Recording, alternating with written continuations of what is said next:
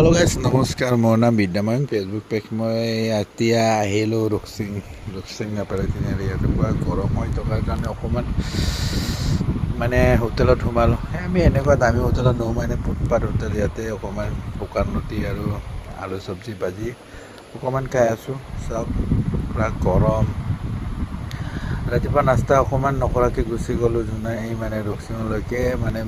মামিটো গৈ গাড়ী ড্ৰাইভাৰটো অকণমান ভাড়া মাৰিব গ'লোঁ। তাতে নিজৰ দোকানৰ অকণমান বস্তু আনিব লগা হয়, সেইকাৰণে আনিবলৈ গ'লোঁ। গৈ মেলি অলপ কষ্টও পালোঁ, নাখাই নবৈ গ'লোঁ, শান্তি নাপায় সেইকাৰণে হোটেলত সোমালোঁ। আৰু মই আৰু মোৰ লগৰীয়া এজনী, ভনী এজনী, তেওঁ মোৰ লগত আহিছে। তেওঁ দোকানৰ পৰা মাল ল'বৰ কাৰণে তেখেতেও দোকানী হয়। ক'লে ব'ল দাদা ৰুটি খাব লাগে বুলি কৈ মেলি আমি দুটাই সোমাই মেলি আৰু আমি ফুটপাথ হোটেলতো খালোঁ। খাই বহুত মস্তি লাগিল।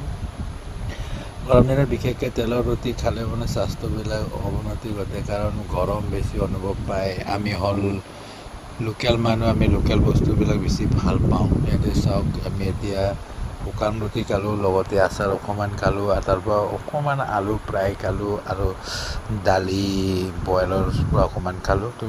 বহুত মজা লাগিলে। কিন্তু কেনেকুৱা লাগিলে আপোনালোকে অকণমান কমেণ্ট কৰি জনাই দিব।